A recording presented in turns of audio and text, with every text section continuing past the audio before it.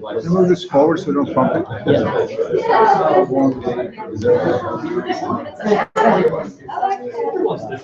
Would you like me to make it announcements beforehand?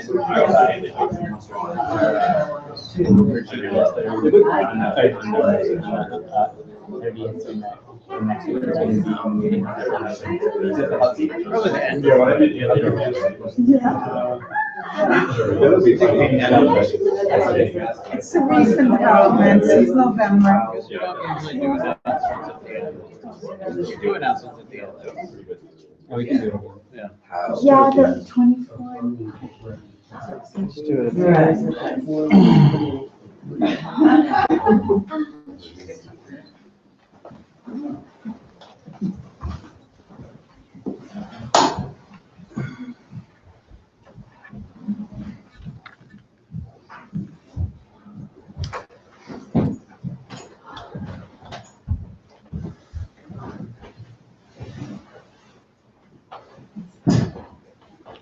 Well, let's take a moment to do what we do so well. Straighten up, settle it.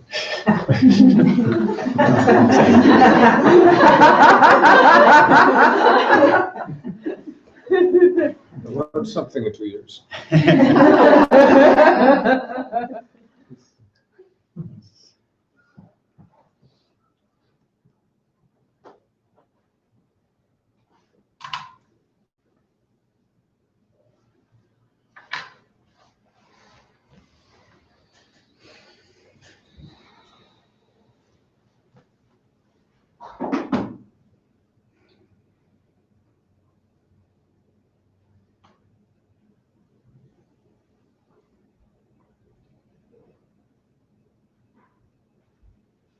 Very good. Well, in the email announcement for this evening practice, we mentioned that it had been 6 years that this group has been running. That's a bit of an exaggeration, but 5.5 years just didn't sound as good. And I'm going to be leaving for a few months. I want to take this time to say thank you for the growth that we've had over the past 5.5 years. Just didn't seem that resonant. So, what? Yeah, exactly. Just round up. It's easier. So that's what we decided to do. Just round up.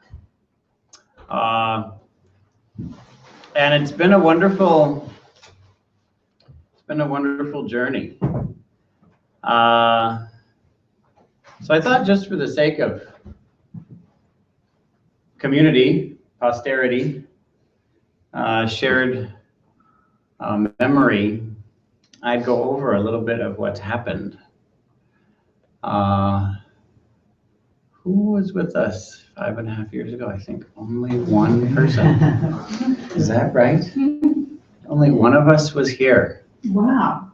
Yeah. Not that other people come, but just not here this evening. Just don't happen to be here this evening. No. Yeah. That's amazing. Where is everybody? Well, the reason that there are so few people who are here at the beginning is that there were very few people with us at the beginning. Okay, good. We only had a group of about 5. Yeah. So it's reasonable that, and then 2 of them are away right now. So I think it was you, and then Oriel and Adrian, and Aostra, and then Dick and Donna. And that's just about it, really. Until later. That was Not later. point. That was later. Mhm. So that was a wonderful group, and it was just in people's living rooms. That's all it was, just in living rooms. Then Iostra and Adrian had a baby and have been busy since then. Dick and Donna just happen to be in California right now. But it was a wonderful starting place. I really enjoyed the living room feel. So it was just living room to living room, and different people volunteered living rooms on different weeks. And back then, since it was in living rooms, we didn't have a clear cutoff. And so it would consistently, the group would consistently, not every time, but often go past midnight. I believe we would, the time, the witching hour that we finally set was 11:11. That's 4 ones. So we decided that was probably as late as we should go. Do you remember that? And so when it got to be 11:11, it was time to cut it off. And that was a lot of fun. It was just hours of talk about this and that. We tried a lot of different things in those living rooms. Wouldn't you say? Had a lot of different approaches. I would guide, other people would guide the direction of it. Sometimes I would come in with a certain practice, a certain theme, and other times it was just a free-for-all. And I really enjoyed that. And then eventually I moved here with Lida. We lived up in that little apartment there, and because of that, I had this space and started to make use of it. And that, I'd say, changed the feeling of it a lot, wouldn't you say? Because when it's in someone's living room, it's different. The best number in a living room is usually not more than 12. And so we had much more of a sense of a closed, contained community, which was appropriate, wouldn't you say? Mhm. And it was very reasonable. You dropped by, didn't you? A few times at Dick and Donna's. Yes. Oh, never came by? Oh, okay. Did anyone else come by in those living rooms? No one else. Oh, yes, Will. Few times. Yes, Oh, yes, excellent. Very good. And we had a nice feel, but once we came here, we could really open it up and change it in the way that it was structured. And that was when it started to grow, I'd say. So we went from, say, well, sometimes we only had 2 or 3 people on a Sunday in the beginning. And then it grew and started being more like 5, 8, 10, 12. And then it was pushing the boundaries of what a living room could really do. And especially given that we would often go until 11 or 12 at night, and then we came here, and then it grew. And I think it's been pretty consistent in its growth. I remember that I believe it was Harold Abelach. Remember he came? Mhm. Harold Abelach, I believe, was the person who said groups like this almost always disappear. The vast majority of them don't last more than a few months. And if they are going to last, then it really depends on 2 things. They have to center around something, and they either center around a teacher or a location. That's a very interesting analysis. He said it's either a teacher or a location.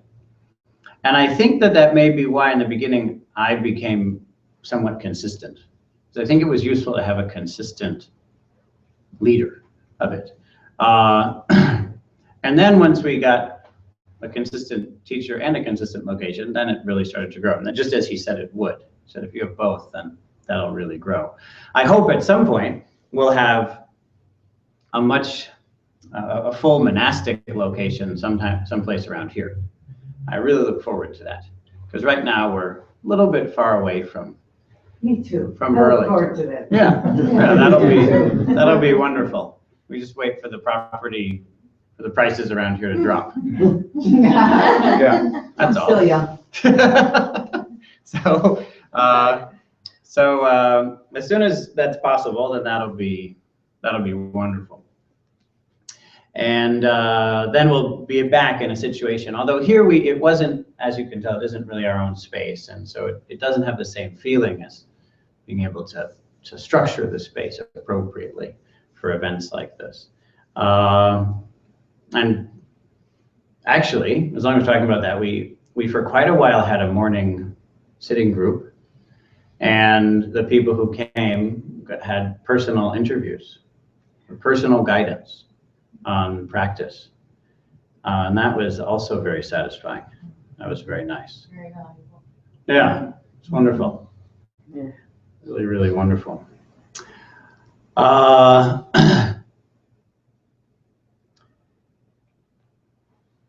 And as it grew here, a couple of things happened. One was that the community started to gel in a different way, and that's something that I've been very grateful for. I don't know if you see it or feel it, but over the past 5 years or so, I've felt a community form, a community that's bigger than any of us, certainly including me. So I was the useful lead at first, but it's satisfying to see something grow beyond oneself and to know that I'm not needed. Shinzen, at one point, there was a retreat that he was going to lead, but because of travel issues, he didn't make it until quite late. I think he was 4 days late. And it was a snowstorm that he couldn't fly through. So I led it for him for the first half of the retreat. And when he finally got there, he was so happy to see we had done fine without him. And he said, the best situation to be in life is when you're wanted, but not needed. That's great. He said, right here, see, Soryu has led this, and you've all done great, and I'm clearly not needed. You would have been fine if I hadn't showed up at all, but you're happy that I'm here. So that's perfect. You're not mad that I showed up and wrecked it. So I'm really glad to be wanted, but not needed. And that's how I feel also. And that happened as the community gelled, as the community came together. There was something larger than any of us that was alive, that came to life. And that demonstrated itself in a lot of different ways, that there were so many people who came in the mornings. That was wonderful. That the numbers grew on Sundays. Also, Potlucks were really. the potlucks were so much fun. That was great, wasn't it? Yeah. And it was really fun to have the potlucks. Oh, yeah. We used to eat beforehand, before the sit, which was good for community, not always as good for wakefulness, but good for community. It was nice to sit together and talk, get to know each other. And if any of you want to, now a lot of people here can remember these sections, so if you want to bring up anything that you recall with fondness, please do so. But as those potlucks happened, as we came into a little bit of a groove sitting together, especially the people who were coming, a lot of whom are right here in this room, on a regular basis, that is very, very powerful, so that new people come and see the same person and can get to know them, even if that just means saying hi. That's what makes a community.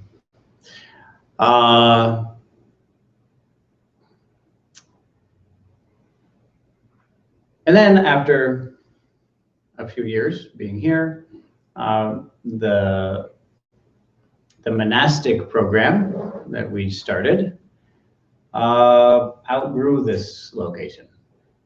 and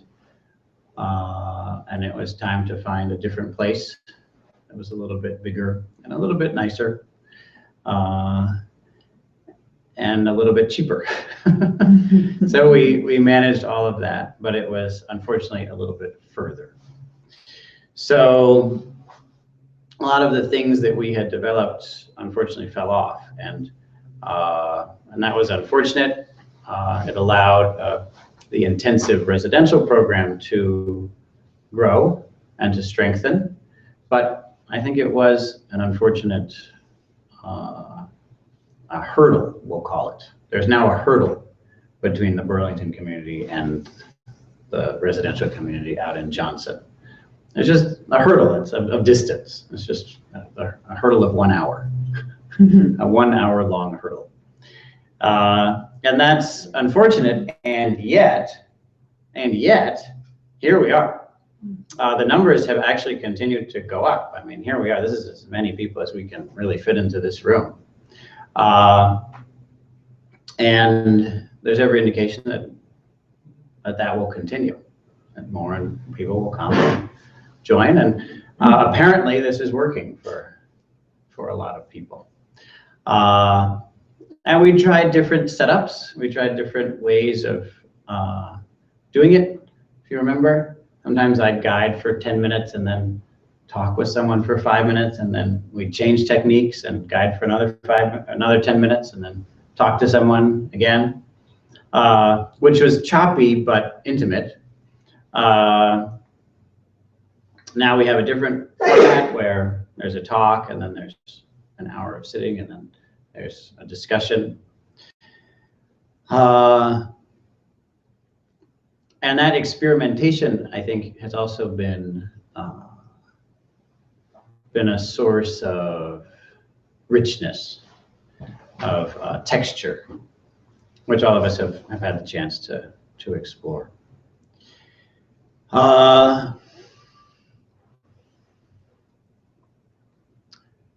One of my favorite evenings was, so we were over here right now, rather than in that building, which is where we were for quite a while, and where we'll probably return to starting next week. But there was one, but I have sensitivities to fragrances, and so a visitor earlier that day apparently spilled some perfume or something like that in the room, and so we went outside. How many of you were here for that evening? Oh yeah, that was great.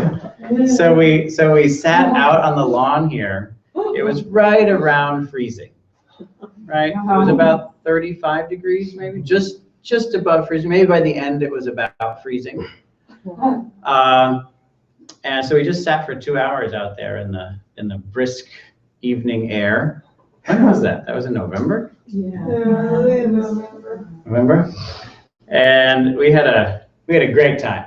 It was so nice, a nice cool breeze, keeping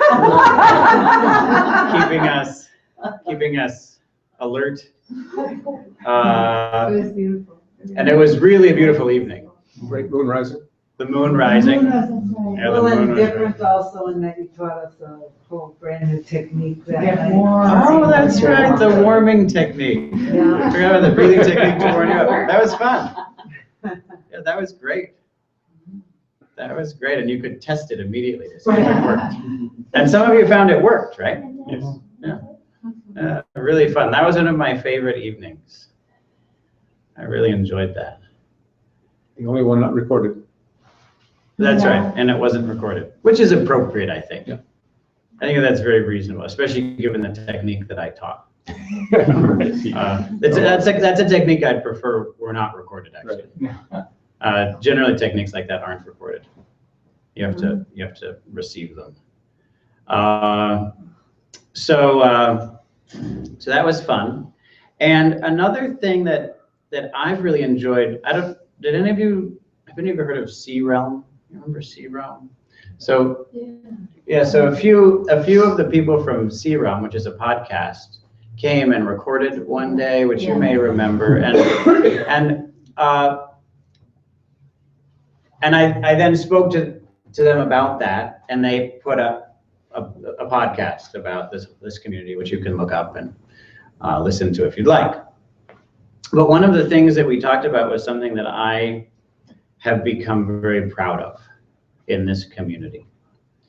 And that is that evening, as they were recording, one of the people in the community, how shall we say, had a little bit of a freak out. Is that a good way to put it? Okay. Meltdown. Meltdown? Yes? A little bit of an emotional meltdown or freak out. Some turmoil came and that was expressed and he left, which had happened a few times. Mostly with that individual, but not only that individual over the years. And they commented on that. They asked me about it the next day when we were talking about it. He said, so we noticed that somebody became distraught and left, and he was watching me, and he said, I noticed that you just opened your eyes and looked and saw what was happening, and then apparently very content with the situation, closed your eyes and kept on guiding. And he asked about it, and I said I said, yes, I was very content at that moment. I was very, very happy at that moment, because at that moment it was shown that we're a community that's mature enough to handle emotional distress. But sometimes people have emotional distress. And we're not a community that requires you to not have emotional distress in order to be a member. We don't say, as long as you're all put together all the time, you can join us. We don't say that. That's amazing. It shows a deep maturity. It shows that we have a level of care that extends beyond specific comfortable emotional states. It's really significant that we have that. It's not easy. It's not easy to develop that. It's easy, as we know, as those of us now maybe imagining it, it might not seem so difficult, but in fact, if a person now were to start yelling and stomp out, it can have a very significant impact on a group and sometimes cause it to splinter. But at that moment, two people quietly got up, stopped doing the practice that they'd been doing, which they came to do, which they obviously wanted to do, set aside the evening to do, let go of that, and went out and had a conversation with that person in a way that helped them to calm down and settle a little bit. That was amazing. And the thing that was most amazing is that it just happened. It was just the natural thing to do. It wasn't something that we had to force to happen. It happened, and there we are. That, to me, is something to be very, very proud of. I know that a lot of the time we want to use this practice to be an escape from life. And that's okay. We can use a practice to be an escape from life sometimes. But ideally, we want to do, as Shinzen says, and use a practice to learn how to escape into life. How to escape from our fixed, stuck places into being fully alive, fully engaged. And at that moment, it was demonstrated. And I talked to them about that, that it's something for us to be very proud of, that we've developed a community that's strong enough to truly be able to accept discomfort, and not just our own discomfort, but to be able to accept our community's discomfort. Because with that, we're creating a real community that can be an example for the world. This is how we create a community world. Take a look. That's something that we can say. And that doesn't happen by wishing for it. That happens because a lot of people are deeply exploring our own stuck places, our own fixed views, our own emotional turmoil, and have experienced a release, which then we're naturally drawn to share. So that day was another very exciting time. But, and if you want to bring up anything, please feel free. But I have one more thing. So just break in if you have something. But the last thing I'd like to share is that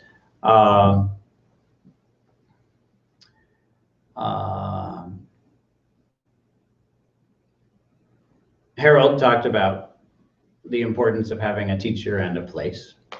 And here we are, we have a place.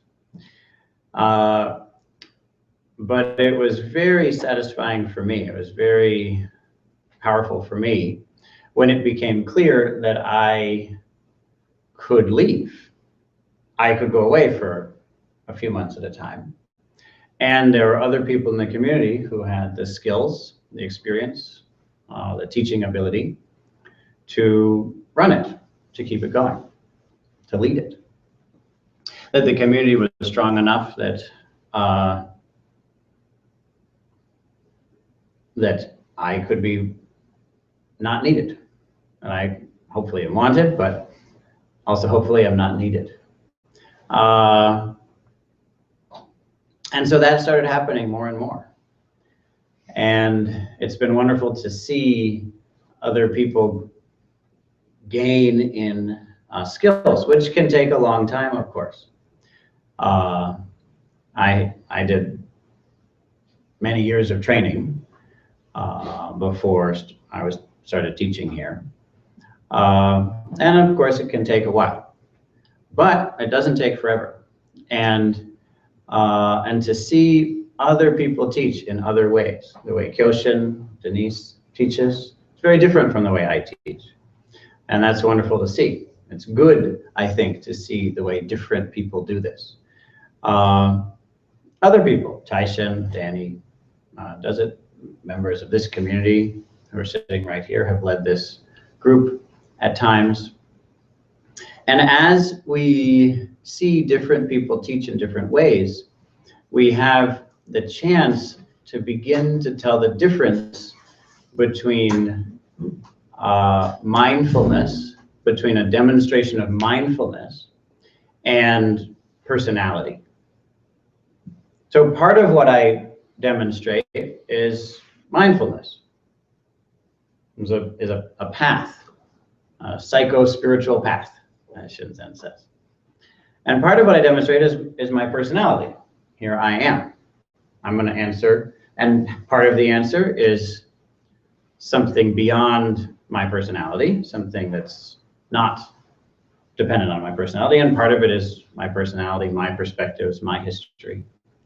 And that sometimes can be, if we only work with one teacher, which I've done for many years of my life, that's good because you can go very deep in their way of teaching. That has great value. But there's a danger, and that is that we'll start to associate their personality with the teaching and think that the appropriate way to do this is the way this person does it. But in fact, each of us has our own way of doing it. And when we work with different people, we can see, oh, look, both of these people are talking about the same thing, but they're talking about it in different ways, and they're living it in different ways. And yet it's the same thing. And that's very difficult to clarify if we don't have the chance to follow the instructions of different people. So over the next couple of months, 2.5 months, you'll have the chance to explore different styles of teaching because different people will be leading this group. I will be continuing with my own practice in a cabin alone. I'll be doing an intensive, silent, solitary meditation retreat for most of that time. And I think of that as very important. I think that it's very good for each of us to be dedicated to striving beyond whatever insights we've had. I like to say that in this structure we do two things. We get stuff done and we let stuff go. So what do we get done? We get good things done. We do good things for the world, and we don't do bad things. That's that. And the other is we let stuff go. And what do we let go of? Well, a lot of the time we talk about letting go of our delusions, and that's very important. But there's something that's even harder than letting go of our delusions, and that's letting go of our insights, letting go of the thing that we think is our truth, of what we're most clear on, what we're most certain about. That is very hard to let go of, and it's very important to let go of. Only by letting go of it can it deepen. As long as we're protecting our insights, we've made them into delusions. An insight isn't something that needs to be protected. If it needs to be protected, it's delusion.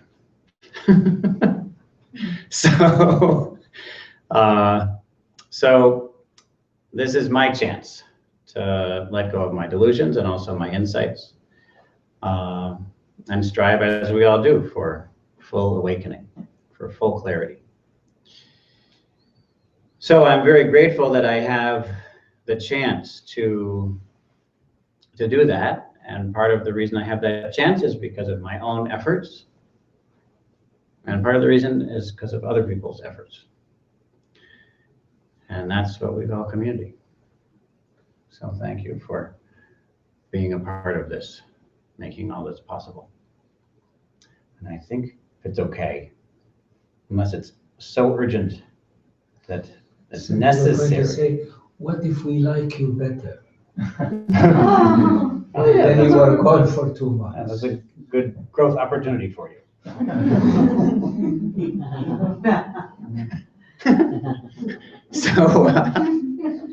So let's take some time to do a practice, and then we'll have more of a chance to have a conversation.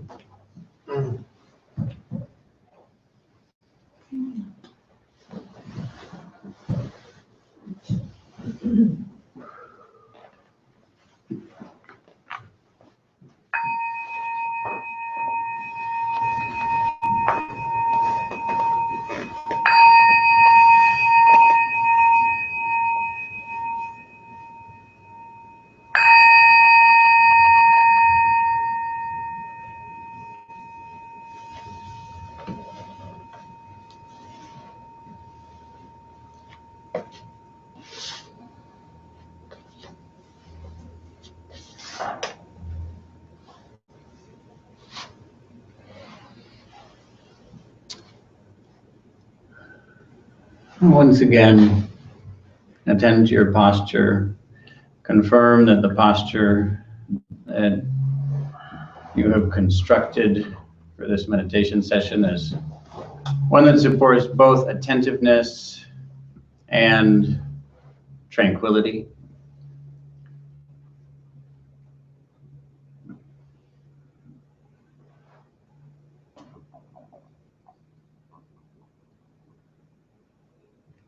And to begin, in whatever way works best for you, give rise, in whatever way works for you, to a sense of friendship. Give rise to a sense of friendship.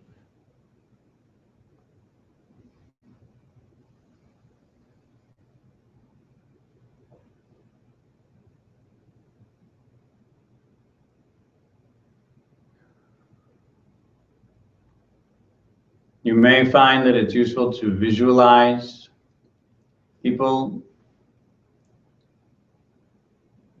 who are friendly to you, who you consider to be friends.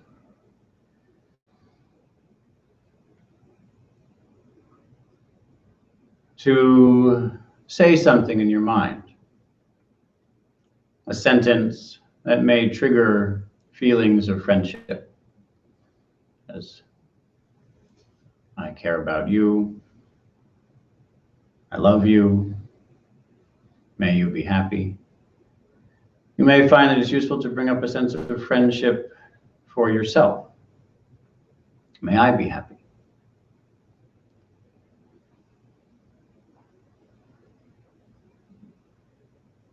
You may find that it's useful to remember a time when someone treated you in a way that demonstrated friendship, and then see if that the gratitude that arises can bring forth a sense of friendship for that person or for others. Or you may find that it's possible to simply cause the feelings of friendship to arise without any of the thinking that I've just described. In any case, in whatever way works for you, give rise to a feeling, a sense of friendship.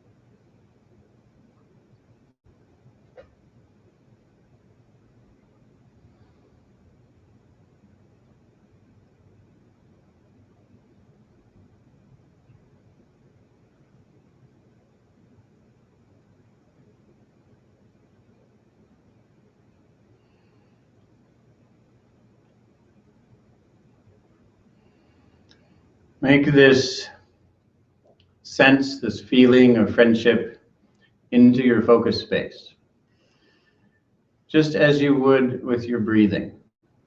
You might attend to your breathing, paying attention. What does my breathing feel like right now, at this moment? What does it feel like right now, at this moment?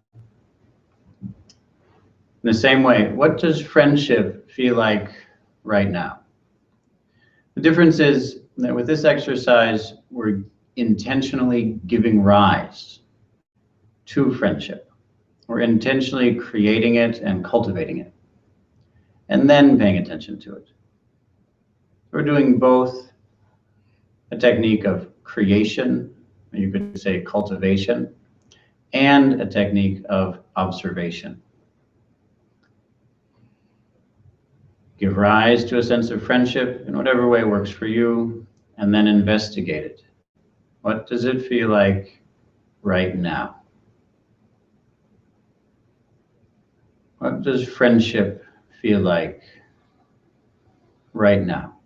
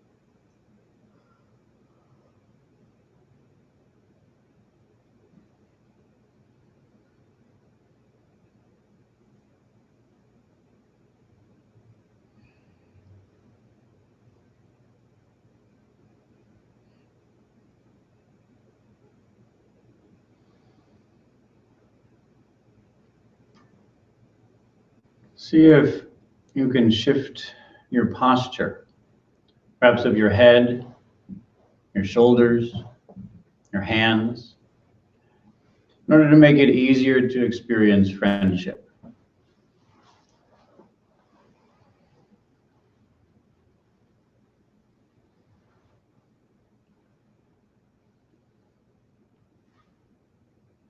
And continue to cultivate it and investigate it.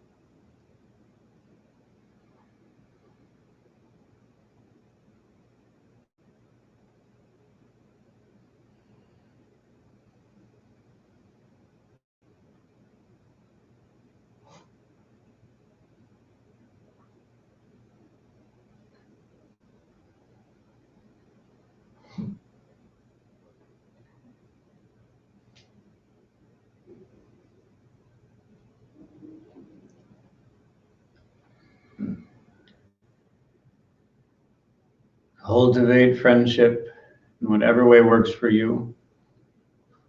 And whatever friendship is present, pay attention to that. Investigate that.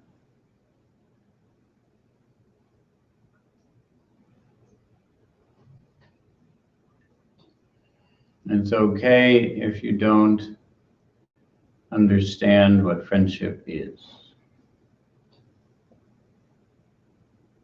For the sake of this exercise, there's no need to understand what it is. Simply feel it. If you understand, that's fine. If you don't understand, that's fine. In any case, feel what it feels like right now.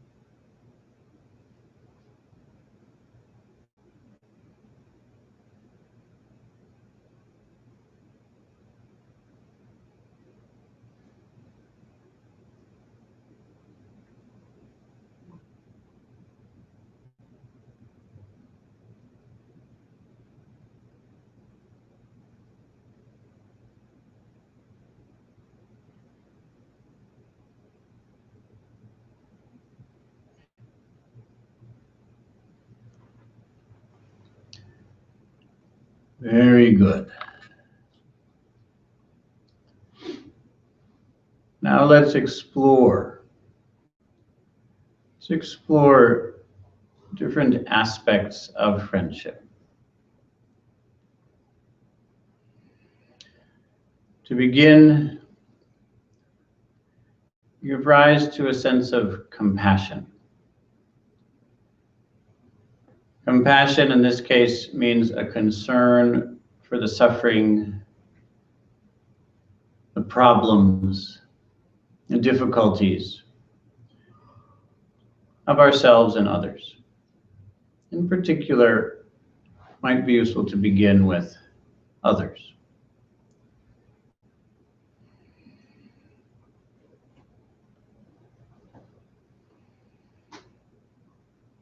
Both are important, but sometimes it's easier to start with others. If you find that it's easier to start with yourself, then please do that. A sense of concern for the suffering in the world. Bring up compassion.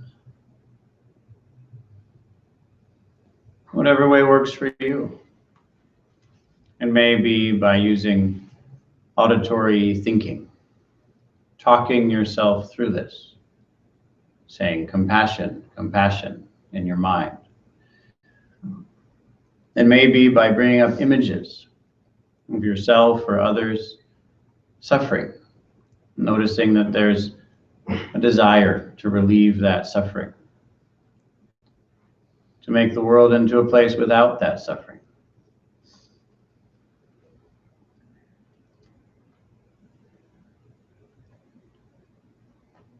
It may be simply by giving rise to the feeling of compassion in your body.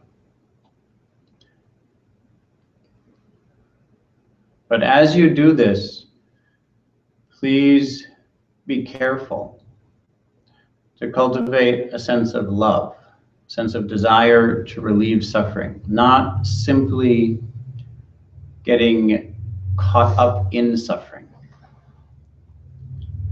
Compassion is not merely the act of sharing suffering. Of course, that's part of it. We accept that there's suffering. We experience it. But that's not the end. There's also a sense of love, a desire to help the situation, and a belief that we can. It's not a negative experience on the whole. On the contrary, it's a positive experience. It's concern, compassionate concern for the suffering, the injustice in the world. Allow that to be a positive, a wonderful, a joyful experience.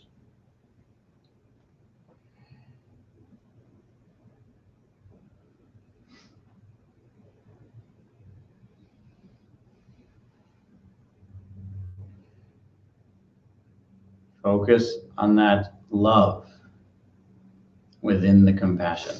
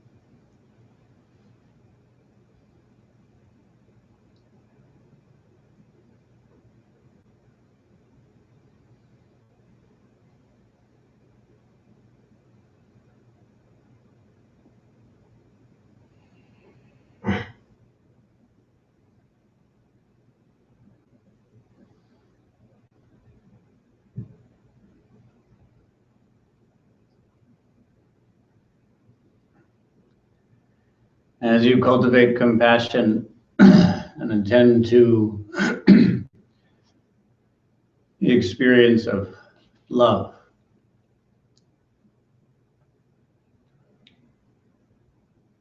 pay attention. What does it feel like right now? Allow it to be uplifting, energizing, fulfilling, to experience friendship.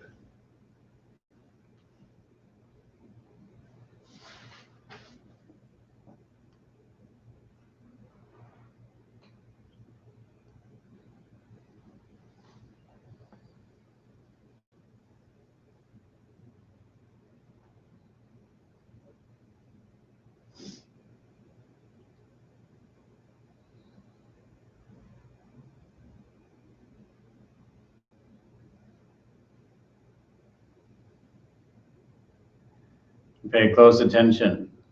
What kind of compassion is fulfilling and uplifting and energizing and joyful,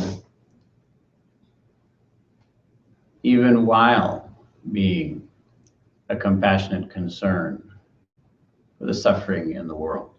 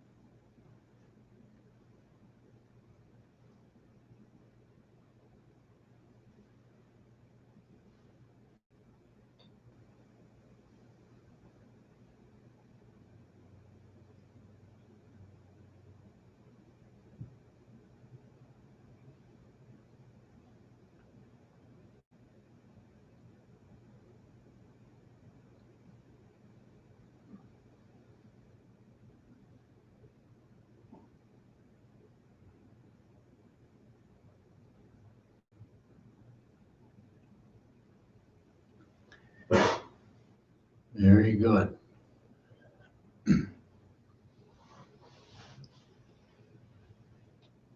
Let's continue to explore this.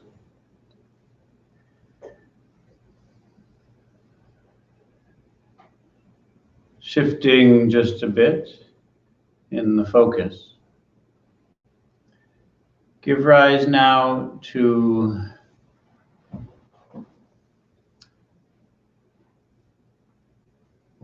a sense of joy in others' happiness and success. Might call it altruistic joy. Considering others' happiness, success, ease. Allow that to give us a sense of happiness, of ease. Their success is our success, and we wish for that success. We can rejoice in others'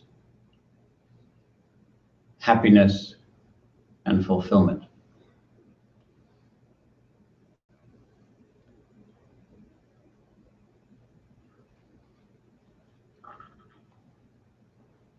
Of course, it's not only about others. We can also practice feeling joy in our own achievements and our own fulfillment.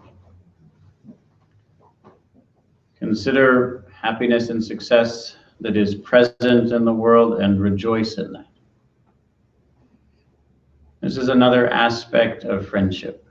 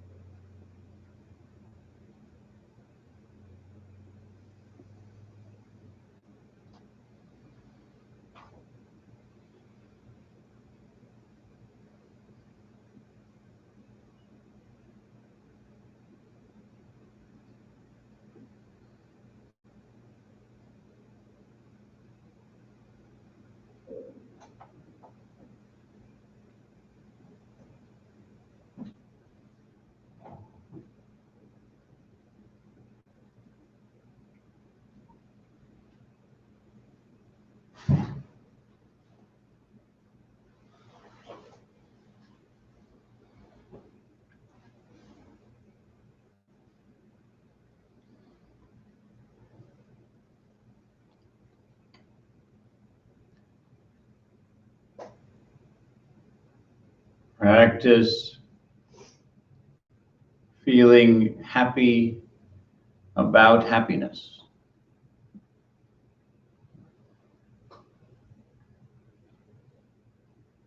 Sharing in the happiness of others, rejoicing in our own. Sympathetic joy, altruistic joy.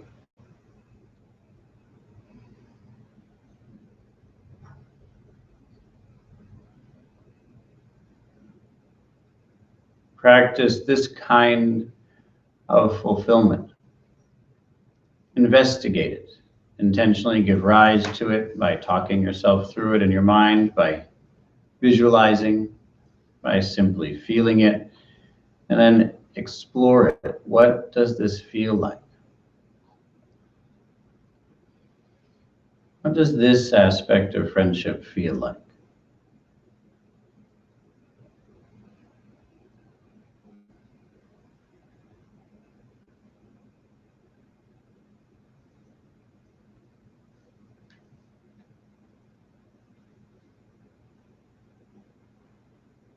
And just like our breath, it may change moment by moment.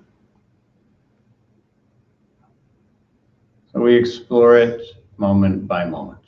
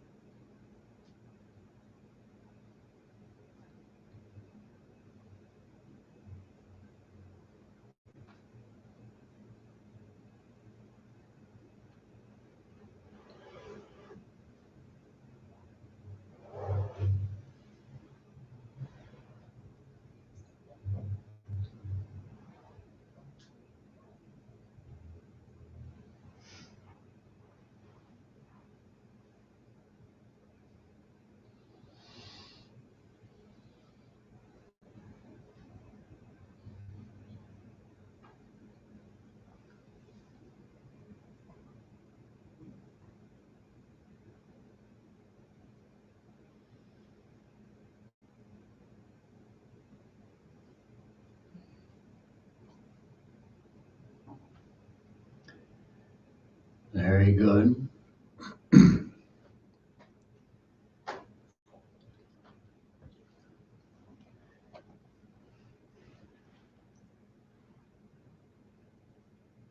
now let's explore one more aspect of friendly relationships. Let's explore this gently. Explore equanimity, acceptance,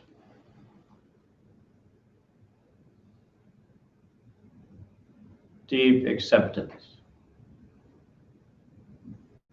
Let's explore this gently.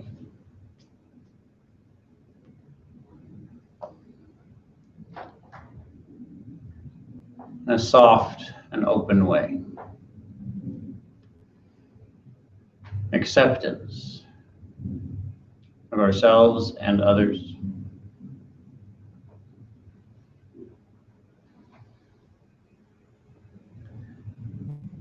A very important way, this is the culmination of the other three that we've just explored. And this, if we allow it to mature, can be the threshold to a deep sense of conscience and wisdom about how to be of service.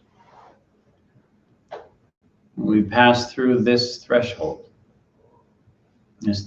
of equanimity or acceptance. That means that if one person does things we like, another person does things we don't like, we love them both the same. If one person is happy and another person is sad, we don't feel drawn towards one, we don't reject the other. We accept both.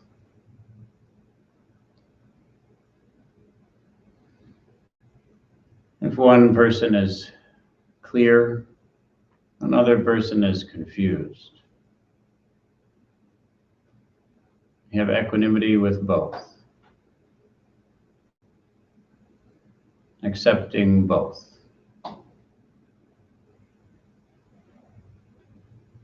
And as we do that with others, we also do that with ourselves. Sometimes we ourselves are clear and sometimes confused, sometimes happy, sometimes sad. Sometimes we do things that we like and sometimes we don't. We accept all of that. We have equanimity with all of that.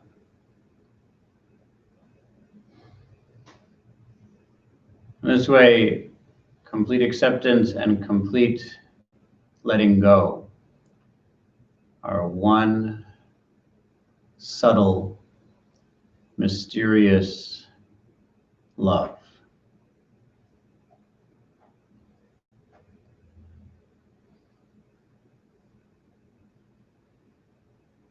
What does it feel like to bring up a sense of equanimity? Equanimity with living things.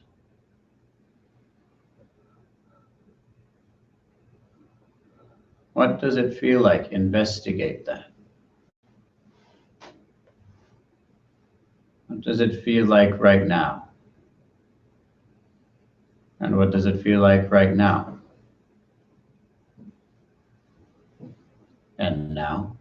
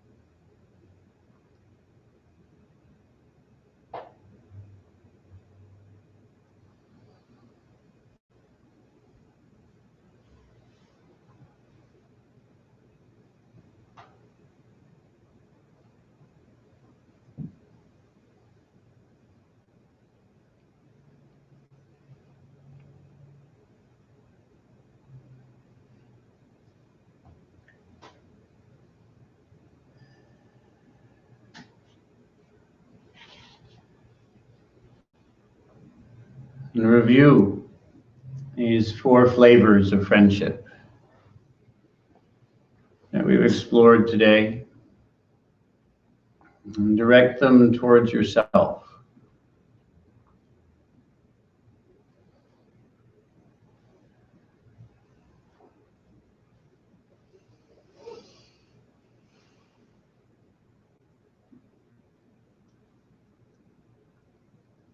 And direct them towards others here in this room, in this community of mindful people.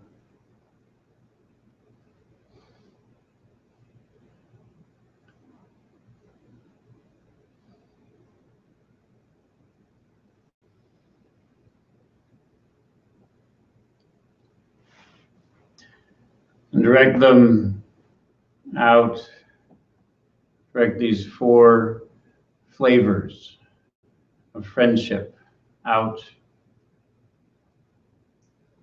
to the whole world, all living things.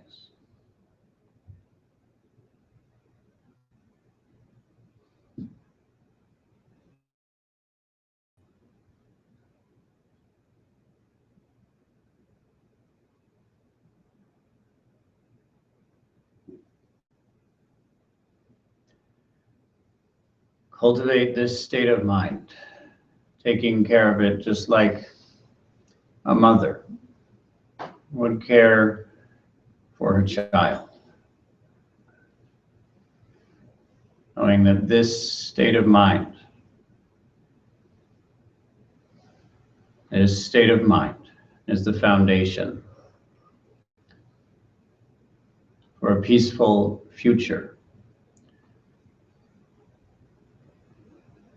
on this planet. And it's our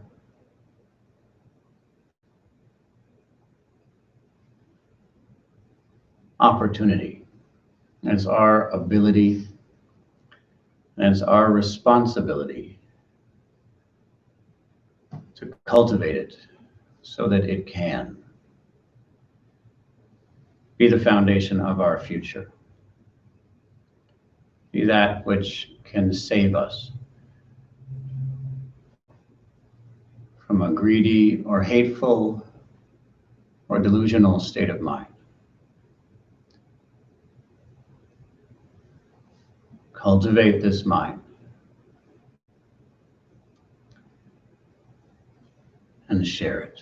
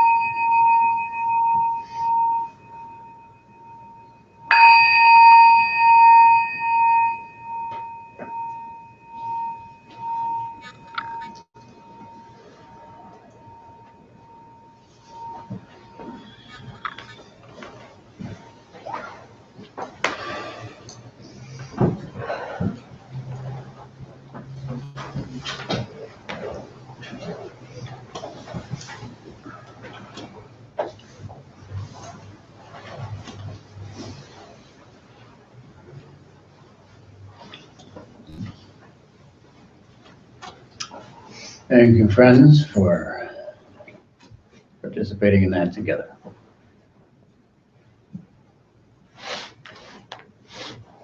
Are there any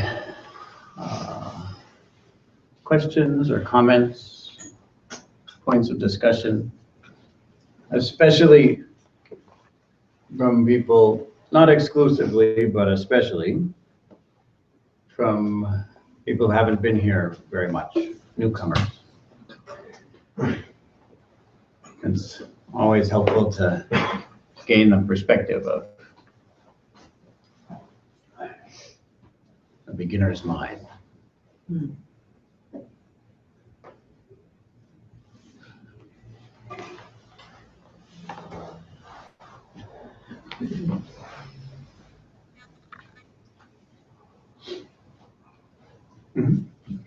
What does it require to go and spend 3 months on the side of the mountain? What does it require of you, or what does it take to be prepared to do that? I don't know.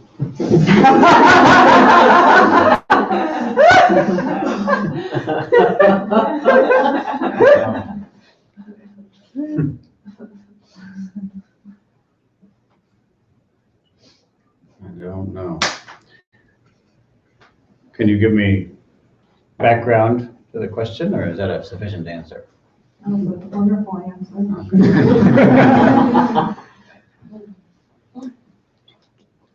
Anything else?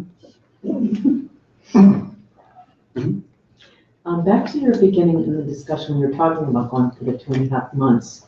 You mentioned, well, you had been talking about letting go of delusion, and then more difficult to let go of, it wasn't clarity, it was letting go of insights towards, so that you can reach clarity, to gain clarity is the goal.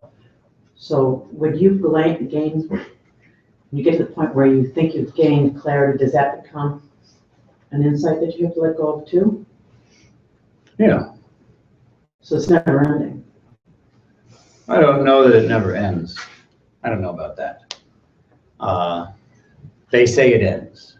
They say that there's a point of perfect clarity, and it seems reasonable that there would be, to me, such a point.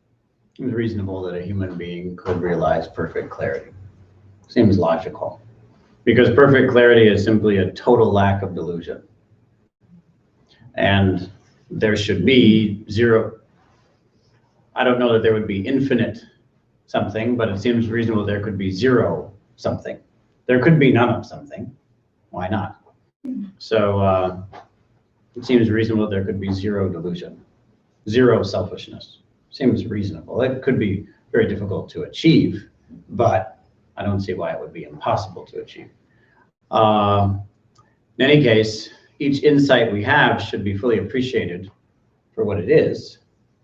But if we hold on too tight and we turn it into delusion, it's easy to do that.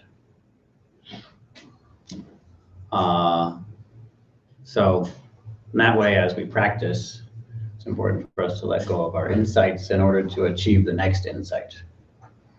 And in my experience, each previous insight isn't really understood until the next one. The next one clarifies the last one in a way that is often unexpected.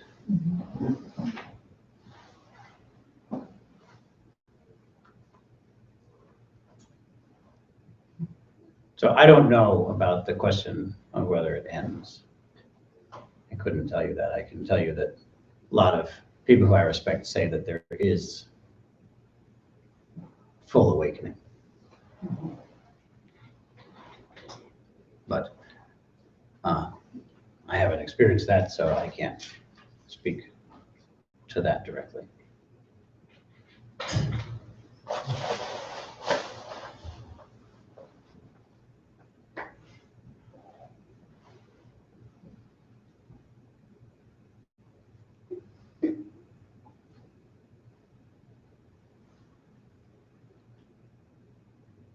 Did you want to say something despite your lack of newcomer status? 4 years. You've only been coming for 4 years. Not new, but it's not old. You said 4 things that come along with friendship, but I forgot what those were. I just forgot.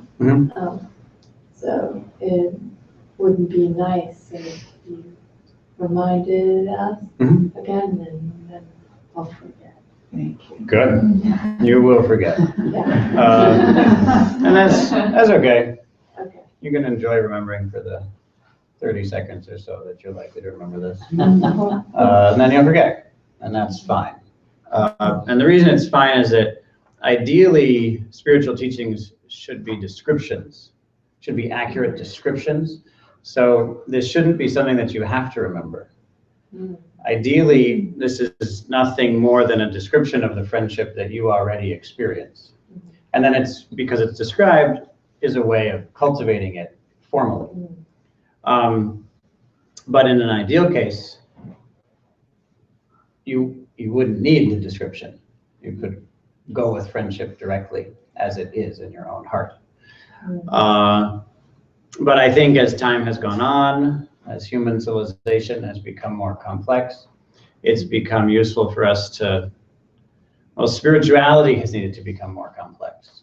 Not because spirituality is complex, it's not, but because spirituality has to meet us where we are. And we're so analytical and complicated that it has to become analytical and complicated, or else we wouldn't be able to practice it. Right? But that doesn't mean that we should think that truth is so complex. It's just that the truth is reaching out to us where we are, and we are very complex. So it's okay if you forget. If you forget, it's okay. You're returning to something simpler and less constructed, less artificial. So all of these, what? And trusting that. Right, trusted. That's very good. So yes, the first you could just call friendliness or friendship, but often it's translated as the word is metta in Pali. I should say this is a Buddhist framework. I've been very much influenced by Buddhism, and what I'm describing now is a Buddhist framework. It's not the only framework, but it's one that I know, so I'm talking about it. The first you could call friendship, but generally it's translated as loving kindness. That's usually the way it's translated. I think it's a wonderful translation. It's a very poetic translation, but it's not a literal translation. The word metta means something more like friendliness than loving kindness. But loving kindness is more, it's nicer as a word. But friendliness is like, I get you when you say friendliness. In a different way from loving kindness? Yes. Yeah, right. Yeah, loving kindness is nice because it has a romantic feel. So that's nice. But friendliness, I think, is a little bit more grounded. So that's the first. The second is a sense of compassion, or karuna, and that means a concern for the suffering in the world. A part of friendship is that we're concerned when there's suffering. We want to do something about that. We want to make things better. The third is mudita, and that means that we are happy about happiness. So we join in the happiness that arises. If someone else is happy, then we at least don't feel jealous and wish that they would stop being so happy. And at best, we gain some of that happiness for ourselves. The same with ourselves. When we're happy, we don't try to tear ourselves down so that we can return to the unhappy state we're more accustomed to. But instead, we rejoice in our happiness. We think, oh, good, I can get used to this. Right? So we like it. Same thing with success, right? What's that German word? Schadenfreude. What is it? What is it? Yeah, Schadenfreude. Schadenfreude. Schadenfreude. I'll give more words.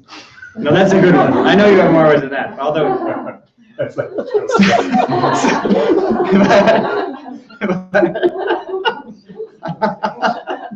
but yes, we'll hope it's merely coincidental that German is the word, is the language that we use to say this word.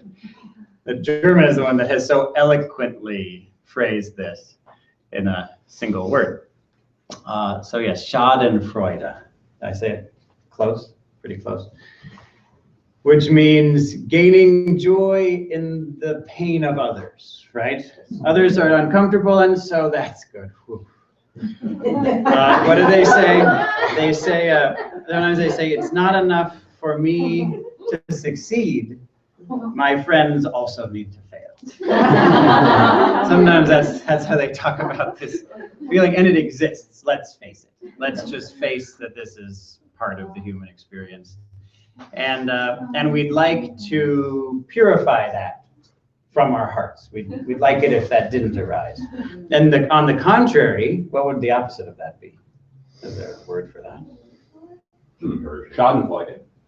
It's also deeply connecting because you relate to that person, right? This happens to me too, it happens to them. Great. So you actually are, very close to them at that moment. That's probably why so much philosophy is written in German. It's so deep. So very good. So we'll just use the same word. So there's a sense of connection that someone else is happy, so we can be happy.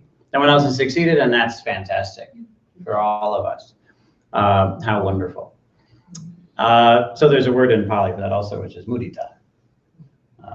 And then the final one is upekka. And that means equanimity. Equanimity has a lot of different meanings, or I should say upekka has a lot of different meanings in these Buddhist texts. And this one means that we're completely unbiased. We don't, if one person is happy and another person is sad, we don't want to be with one and not the other. We don't reject one and appreciate the other extra. One person we like, another person we don't like, there's nonetheless a sense of, for both, that goes beyond our personal preferences. So there's a sense of deep acceptance, which can feel very confusing to a lot of us, because it feels like, well, I can't accept evil people. And there's a validity in that perspective. We can't just let evil things happen. That's true. And one of the deep realizations that comes with this practice is seeing how this acceptance isn't contrary to effective action. Deep acceptance isn't contrary to taking a stand. And that's very difficult for us to come to terms with, most of us. So it's something that we can explore. But it's worth noticing on its own, even before we explore that, it's worth noticing the relief that comes directly to us from that experience of acceptance. We let go of so much trouble when we have that sense of acceptance within our own direct experience at the moment. Just that I'm not worrying about how everybody is and whether I should like them or not, especially myself. Am I okay or not? Am I or not? Am I or not? Am I or not? To stop doing that is a great relief immediately. And that's worth exploring as an inherent quality of the practice, because with that relief, a lot of resources are freed up to do other things. Concentrate. Like do the practice. So we have that opportunity to experience it in a new way once we let go of that stream of judgment. Have you forgotten it yet? Good. Oh, do you remember all four? No. Yeah, good job. Great. Nice work. But I am friendship to you. Yeah, all right. There it is. It's more important. Good. Anything else? We have about 10 more minutes.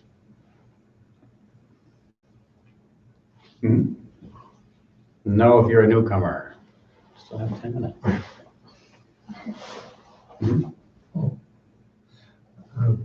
I actually want to say something about well, you did mention the notion of actually evil just now. Mhm. In some other actual traditions, they see this world as a dream or not real. Mhm. Therefore, there is no evil. Rather than go into it, should I really like that one or not like that? What if it's not, the whole thing is not real? And the only real about it is the compassion, the love. Outside of that, it's not. How do you feel about that? And the only thing that's real is compassion or love? Is that the thing, are you asking, how do I feel about that statement? Well, how do you feel about the statement that this world is an illusion? Mhm. It's a dream. Therefore, if it's a dream, there is no evil there. Mhm. Then there is nothing for us to really actually worry about. And should I like that one or not like that one, whatever? Yeah, I think that I'd say two things to that. What should I say first?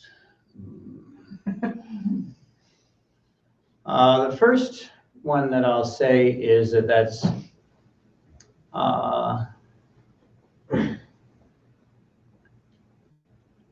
if a person can say that truly,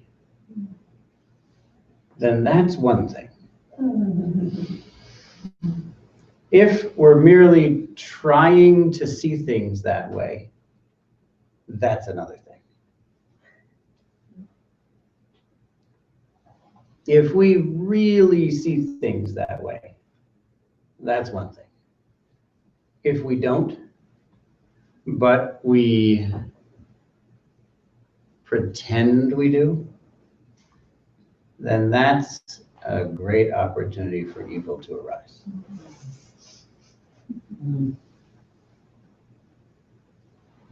So it's a question of authenticity. That's the first thing I'd say.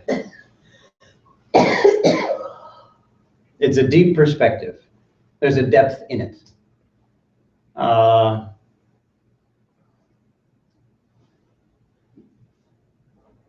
There's a depth in it. I've heard a number of teachers give a teaching like this. It's a teaching that is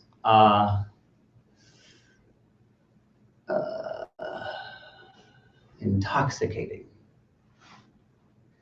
And I've heard a lot of people try to teach this way. In fact, a lot of popular teachers teach this way. And it's easier, trust me, to become a very popular spiritual teacher than it is to actually realize what you're saying.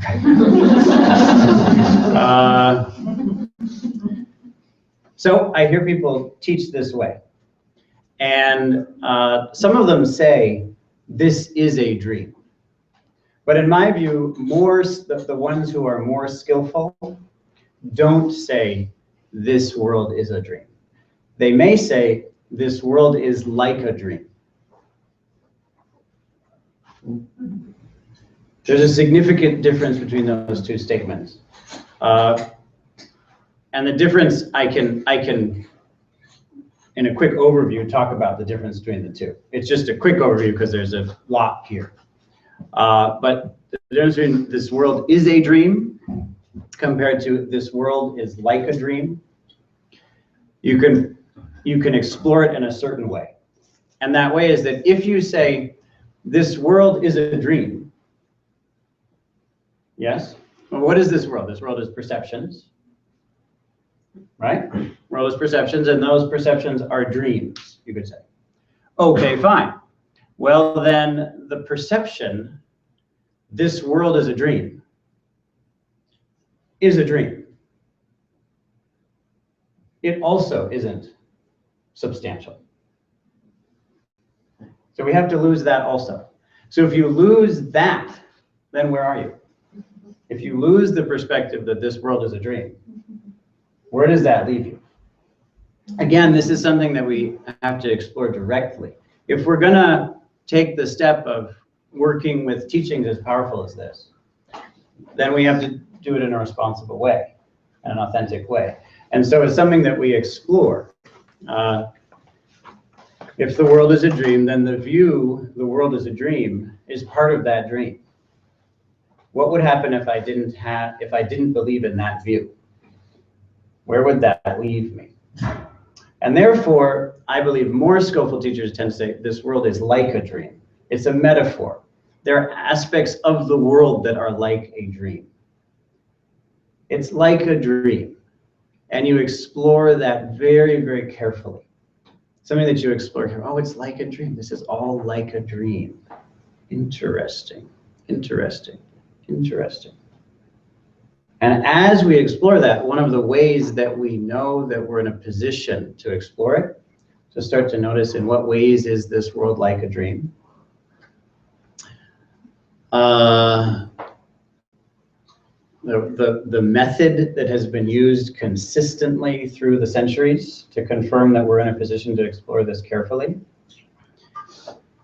so that we can, at some point, perhaps say with authenticity, this world is a dream,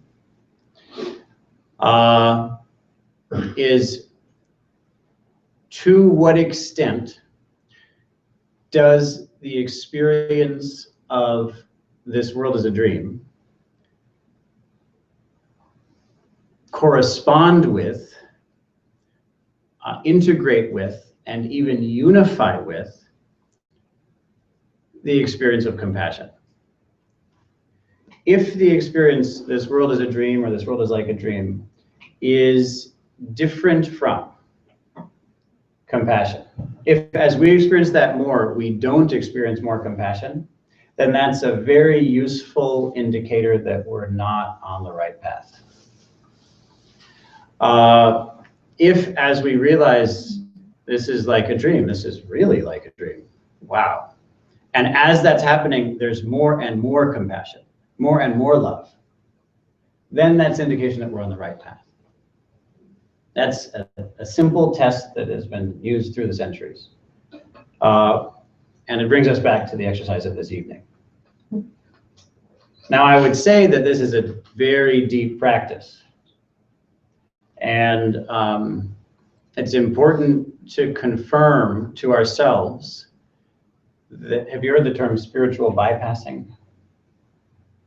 It's a kind of a technical term nowadays.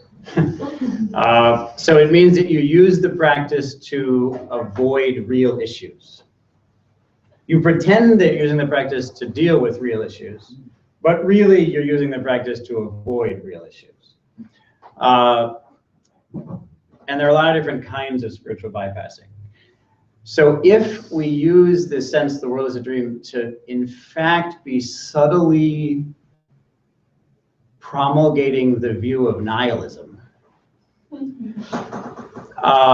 then that's what we call spiritual bypassing. You know what I mean when I say nihilism? But if, on the contrary, we explore it very carefully and compassion arises, love, deep concern, acknowledge that this world, okay, to the extent that it's a dream, there's only one good thing to do in a dream, love, so here goes. And that becomes more and more real in terms of how we live our lives, in terms of the measurable actions that we take each day to be of service. If that's happening, then that's an indication that this is a useful teaching for us. And that it's not just spiritual bypassing or attachment to a certain viewpoint. Namely, this is a dream. So it's worth exploring very carefully. This world is like a dream. Maybe at some point we might have a glimpse into this world is a dream. But then even the view this world is a dream is lost as something substantial. And until then, and actually after then, because even the point of that is still compassion, we're consistently cultivating a sense of friendliness, of friendship for all living beings. Thank you. Those who have been saying it is a dream. They also have said in the yoga tradition now, it's what they call actually Maya. It's a word of actually illusion, Oh, yes, which is right. the same. And in the Yeah. Sufi tradition, the same thing. Yeah. When they say there is no God but God, it means that there is no love but love. In other words, anything outside of love is not real. This is the kind of teaching that I thank you for having taken the time. So what you are saying, it depends if we are really actually authentic, as we say. Mhm. Yes. We still have to solve the problems as they are, even if it's some illusion. We still have to Yes. face the situation. If you're using those teachings to avoid the situation, then you don't believe the teachings anyway.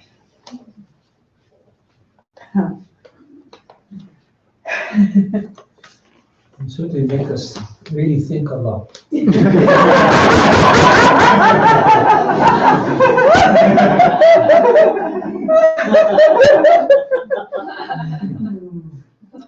Well, our time is up. That's a good way to end this. So sorry, newcomers, next time, when you're not a newcomer.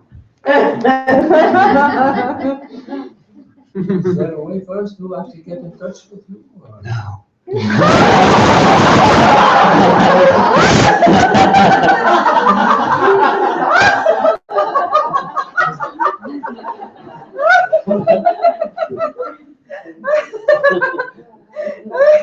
Definitely dreaming.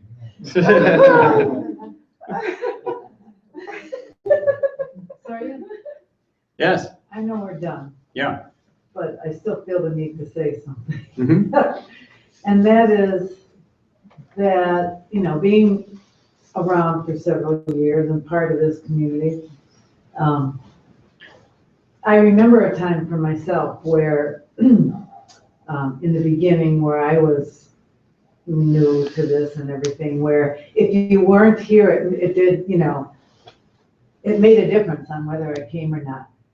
But I still kept coming Mhm. anyways. Mhm.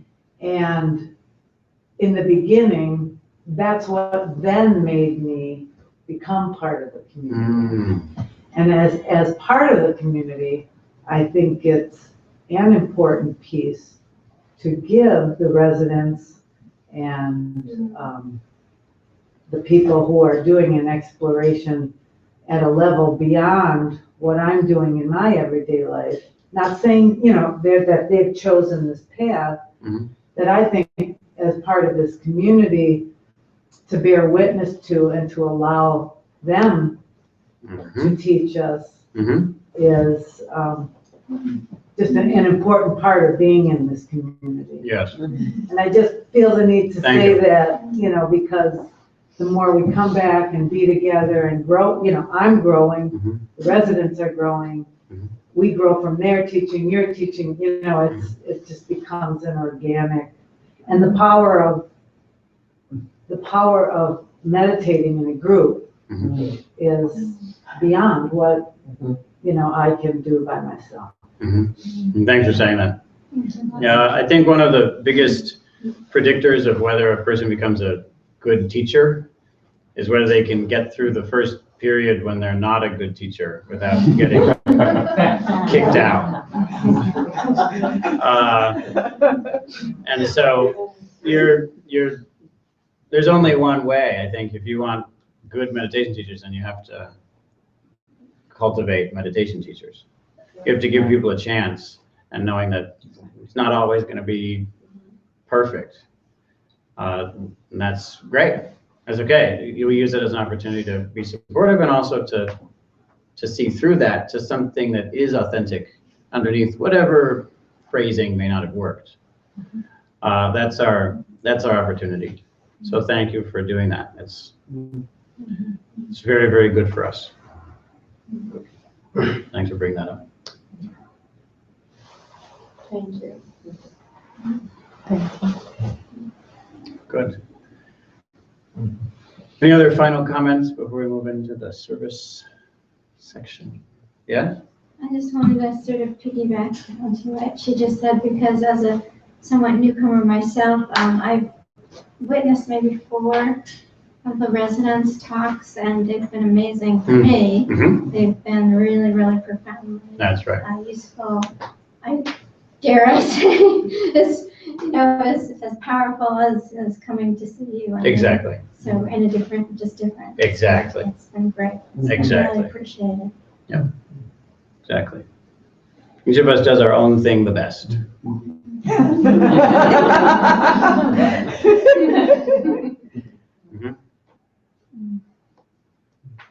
I just want to say to them that I'm just really have the mood you've done. I'm just really, really happy that you're happy. I was jealous last week, but now I'm just really happy. Yes, you're going away,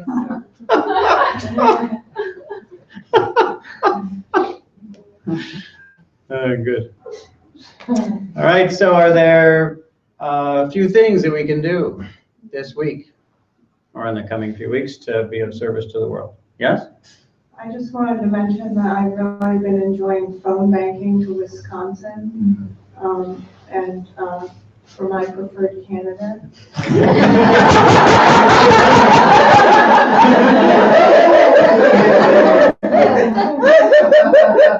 I did have trouble imagining the other candidate being as happy as I want my candidate.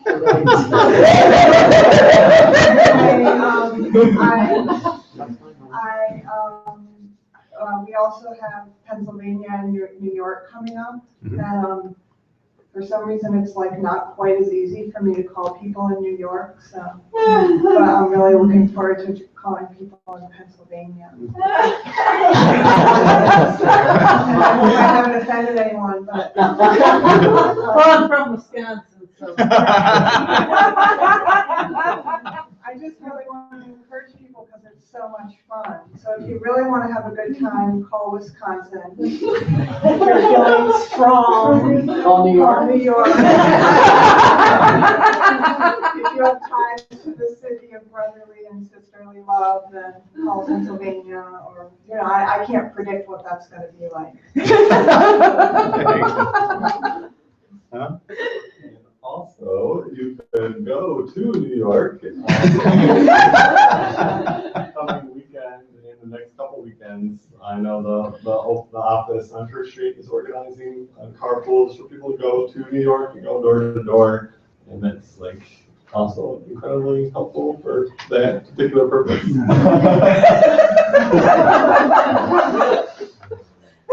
If you don't want to go campaigning, you could go give a kind of blood instead.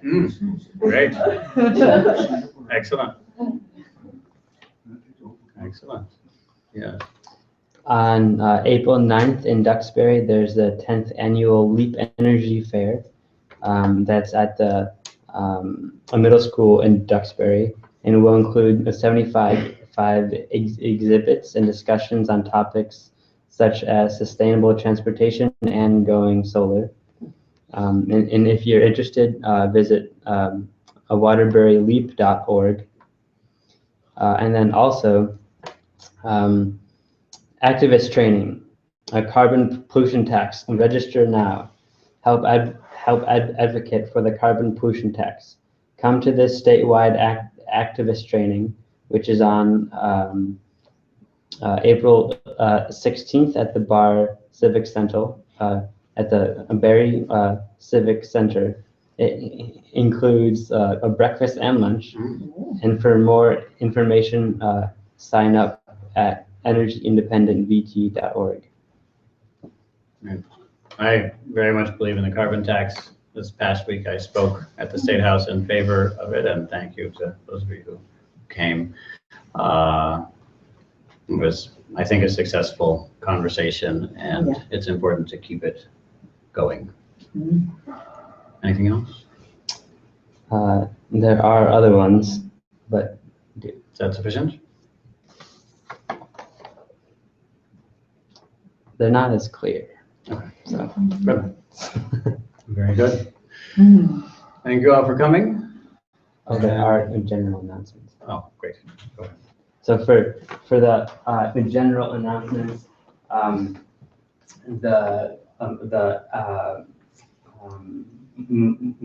monastic academy. Is our new name. You like it? Oh. Yeah. Monastic Academy for the Preservation of Life on Earth. That's us. You like the name? CNL no longer. Well, CML is the large organization that holds a few programs. So we have a schools program. We also have a monastic program. We wanted a name for that. So now we're calling it the Monastic Academy for the Preservation of Life on Earth. Which is nice since it's from Vermont, and currently, until global warming finishes us off, we still have maple trees.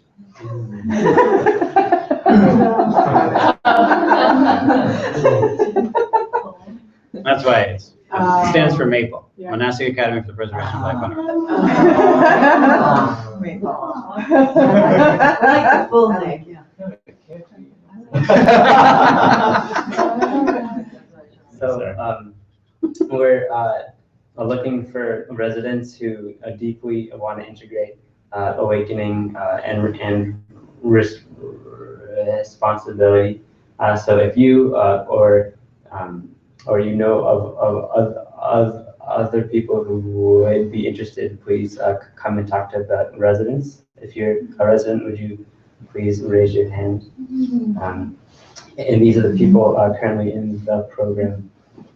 And next week, we're going to be holding the sit over in the meeting house, and Kyoshin, Denise, is going to be leading that.